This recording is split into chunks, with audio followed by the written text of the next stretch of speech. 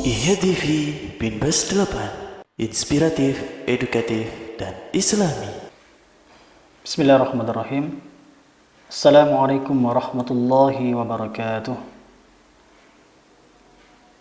Innal hamdalillah nahmaduhu wa nasta'inuhu wa nastaghfiruh wa na'udzu billahi min shururi anfusina wa min sayyiati a'malina. Man yahdihillahu fala mudilla lahu wa man yudlil fala hadiya lahu. Ashhadu an la ilaha illallah wahdahu la syarika lahu wa ashhadu anna Muhammadan abduhu wa rasuluh. Ma'asyiral muslimin wal muslimah, para pemirsa IHYA TV rahimani wa rahimakumullah. Insyaallah pada pertemuan yang mulia ini kita akan melanjutkan materi tentang amalan-amalan yang hendaknya dilakukan oleh kita dalam bulan Ramadan. Dan ini adalah pertemuan yang kedua atau bagian yang kedua. Pada pertemuan yang pertama kita telah menyebutkan dua amalan yang hendaknya dilakukan pada bulan Ramadan.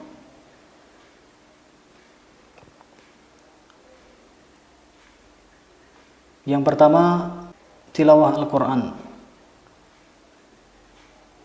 Kemudian yang kedua, melaksanakan ibadah puasa. Dan kita akan melanjutkan poin yang ketiga, yaitu melaksanakan ibadah wajib sholat 5 waktu. Sebenarnya sholat 5 waktu ini wajib hukumnya dilakukan pada bulan Ramadan dan juga dilakukan di luar bulan Ramadan. Barang siapa yang mengaku Islam, dia beragama Islam. Barang siapa yang mengaku Muslim, dia beragama Islam, maka wajib baginya untuk menunaikan salat 5 waktu. Salat subuh, zuhur, asar, maghrib dan isya. Bahkan salat merupakan tiang agama. Rasulullah SAW bersabda, "Ra'sul amri al-Islam." Pokok dari suatu perkara adalah Islam. Wa amuduhu as-salah. Dan tiangnya adalah salat. Kita tahu bahwasanya tiang adalah suatu untuk menyangga bangunan. Kalaulah sebuah bangunan tidak ada tiang, maka bisa jadi bangunan tersebut akan roboh.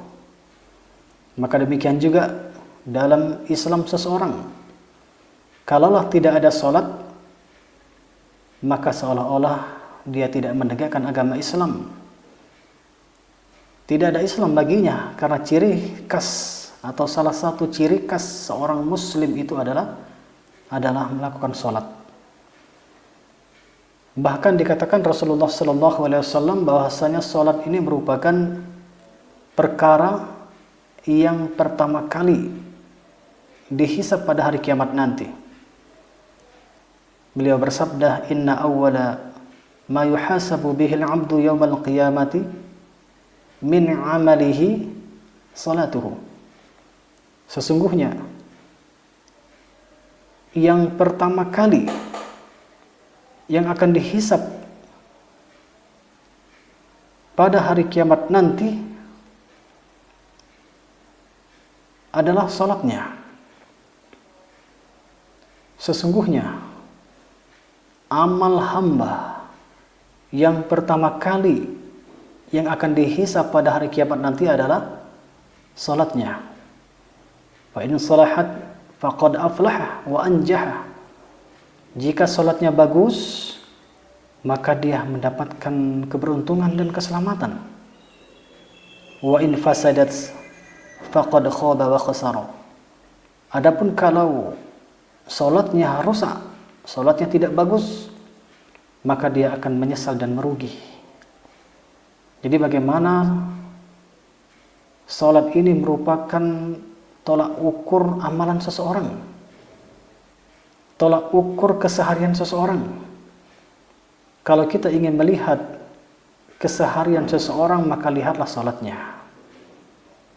Allah Subhanahu wa taala berfirman, "Inna salata tanha 'anil fahsya'i wal munkar." Sesungguhnya salat itu mencegah dari perbuatan keji dan mungkar. Ketika seseorang benar-benar melakukan salat dengan bacaan yang benar, dengan gerakan yang benar, memenuhi syarat-syaratnya, rukun-rukunnya, khusyuk, maka akan memberikan hasil yang bisa dilihat dalam kehidupannya sehari-hari. Akan berefek, akan memberikan pengaruh dalam kesehariannya. Maka hendaknya seorang muslim benar-benar memperhatikan salatnya. Dan bulan Ramadan merupakan bulan di mana kita memperbaiki diri kita, mendisiplinkan diri kita, menjadikan diri kita untuk lebih baik lagi. Nah, di sana ada erat kaitannya antara puasa dan salat. Kalau orang rajin berpuasa, maka mestinya dia rajin salat. Tetapi sungguh aneh kalau seandainya ada orang yang rajin berpuasa, namun dia tidak sholat. Ketika masuk bulan Ramadan dia berpuasa, tetapi dia tidak melaksanakan sholat. Atau bahkan sholatnya hanya dilakukan beberapa waktu saja, tidak 5 waktu. Dia melakukan sholat maghrib dan isya saja, tetapi sholat lain dia tidak lakukan. Atau dia melakukan sholat isya dan tarawih saja, sedangkan sholat yang lain tidak dilakukan. Padahal kita tahu bahwasanya kewajiban sholat itu sama dengan kewajiban puasa. Sama, dia hukumnya sama-sama wajib. Berarti ketika seseorang berpuasa, maka hendaknya dia sholat. Dan sholat ini dilakukan di bulan Ramadan dan juga di luar bulan Ramadan. Ma'asyiral muslimin wal muslimah rahimani wa rahimakumullah. Kemudian amalan yang berikutnya yang hendaknya dilakukan oleh seorang muslim pada bulan Ramadan yaitu memperbanyak sholat sunnah. Kalaulah yang sebelumnya sholat wajib, maka yang ini hendaknya kita memperbanyak sholat sunnah. Sholat-sholat sunnah seperti sholat rawatib, sholat yang dilakukan sebelum atau sesudah sholat wajib, qabliyah atau ba'diyah. Kemudian di sana juga ada sholat duha. Kemudian di sana juga ada sholat tarawih yang dilakukan pada bulan Ramadan. Di sana juga ada sholat witir.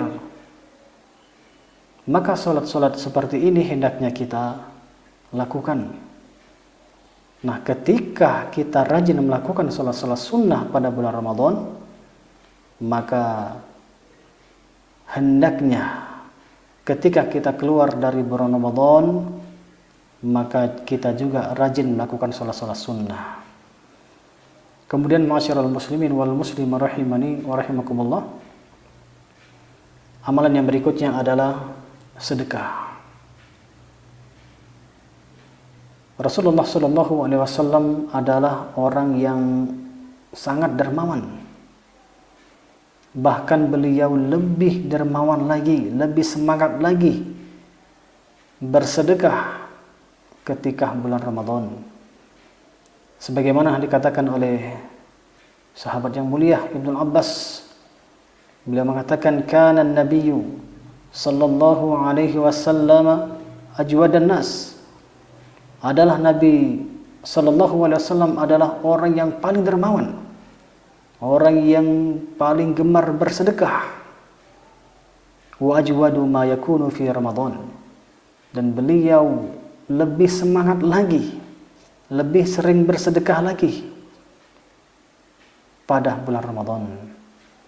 Dan inilah teladan bagi kita baginda Nabi Muhammad SAW, beliau adalah orang yang dermawan dan lebih dermawan lagi pada bulan Ramadan.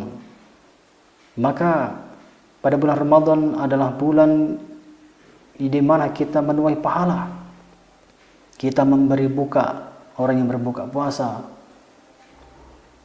maka ini pahalanya sangat besar.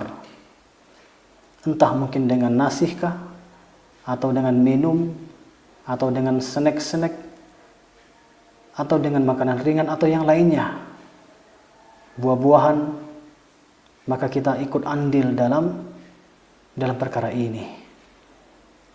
Ikut andil di sini berarti kita ikut andil dalam menuai pahala. Jangan sampai kita tidak ikut andil. Kalau kita tidak ikut andil berarti kita tidak mendapatkan bagian daripada pahala. Tentunya kita semuanya menginginkan bagian dari pahala, menginginkan untuk mendapatkan pahala. Maka ikut andillah dalam perkara-perkara kebaikan. Salah satunya adalah dengan bersedekah. Kemudian, ma'asyiral muslimin wal muslimat rahimani wa rahimakumullah, amalan yang keenam yaitu melaksanakan ibadah umroh. Umroh dilakukan pada bulan Ramadan, itu pahalanya sangat besar. Bahkan dia senilai dengan ibadah haji, senilai dengan pahala ibadah haji. Rasulullah SAW bersabda dalam hadis riwayat Bukhari dan Muslim, "Fa idza kana Ramadan," apabila tiba bulan Ramadan, "i'tamiri fihi," maka berumrahlah pada bulan tersebut. "Fa inna umratan fi Ramadan hajjatun," karena sesungguhnya umrah pada bulan Ramadan itu pahalanya senilai dengan ibadah haji. Kalau kita memiliki kemampuan berupa finansial, kesehatan, maka ringankan diri kita untuk melaksanakan umrah ke Baitullah, kepada Allah Subhanahu wa taala, beribadah kepada Allah Subhanahu wa taala di Baitullah. Maka ini pahalanya sangat besar. Kemudian, ma'asyiral muslimin wal muslimah rahimani wa rahimakumullah, amalan yang ketujuh yaitu i'tikaf. Melaksanakan i'tikaf. I'tikaf ini dilakukan pada 10 terakhir, 10 malam terakhir, sebagaimana yang dikatakan oleh Ibunda Aisyah radhiyallahu anha. Beliau mengatakan anna Nabiyya sallallahu alaihi wasallam kana ya'takifu al-'ashr al-awakhir min Ramadan. Adalah Rasulullah, bahwasanya Rasulullah sallallahu alaihi wasallam beliau melakukan i'tikaf pada 10 hari terakhir bulan Ramadan, hatta tawaffahu Allah, sampai Allah Subhanahu wa taala wafatkan beliau. Summa i'takafa azwajuhu min ba'dihi, kemudian istri-istrinya juga beriktikaf setelah beliau wafat. Jadi i'tikaf dilakukan Rasulullah sallallahu alaihi wasallam pada 10 hari terakhir Ramadan sampai beliau meninggal dunia. Berarti beliau terus-menerus melakukan i'tikaf pada bulan Ramadan. Kemudian setelah beliau meninggal dunia, keluarganya pun melakukan i'tikaf. Jadi ini menunjukkan bahwasanya i'tikaf boleh dilakukan oleh perempuan dengan syarat-syarat dan ketentuan. Dalam riwayat lain yang dikatakan oleh Aisyah radhiyallahu anha, apa kata beliau, kana an-nabiyyu sallallahu alaihi wasallam idza dakhala al-'ashr al-awakhir shadda mi'zarahu wa ahya laylatan wa ayqadha ahlahu. Adalah Nabi sallallahu alaihi wasallam apabila masuk 10 hari terakhir, maka beliau mengencangkan ikat pinggangnya, menghidupkan malamnya, dan membangunkan istri-istrinya. Kita tahu bahwasanya 10 hari terakhir bulan Ramadan itu merupakan ada malam yang sangat mulia, yaitu malam Lailatul Qadar. maka taharrau Lailatul Qadri fil 10 al-awakhir min Ramadan. Carilah Lailatul Qadar di 10 malam terakhir pada bulan Ramadan. Maka salah satunya adalah dengan i'tikaf, menghidupkan malam kita dengan membaca Al-Quran, melaksanakan salat malam, salat tarawih, salat witir, dan kegiatan-kegiatan yang bermanfaat lainnya. Dengan seperti itu mudah-mudahan kita bisa berjumpa, bisa beramal yang mana amalan kita tersebut bertepatan dengan malam Lailatul Qadar. Karena sesungguhnya pahalanya sangat besar. Lailatul Qadri khairun min alfi syahr. Lailatul Qadar itu lebih baik daripada 1000 bulan. Ma'asyiral muslimin wal muslimah rahimani wa rahimakumullah. Demikianlah yang bisa kita sebutkan beberapa amalan-amalan yang hendaknya dilakukan pada bulan Ramadan. Dan sebenarnya amalan-amalan yang lain masih banyak sekali. Ya, masih banyak sekali amalan-amalan yang lain. Namun ketika kita melakukan amalan-amalan yang disebutkan ini, mudah-mudahan kita bisa mendapatkan ganjaran yang terbaik di sisi Allah Subhanahu wa taala, dan mudah-mudahan kita semuanya istiqomah dalam beribadah kepada Allah Subhanahu wa taala. Semoga Allah Subhanahu wa taala menerima amalan-amalan ibadah kita. Dan saya tutup dengan billahi taufiq wal hidayah. Assalamualaikum warahmatullahi wabarakatuh. IHTV Binbas 8, inspiratif, edukatif, dan islami.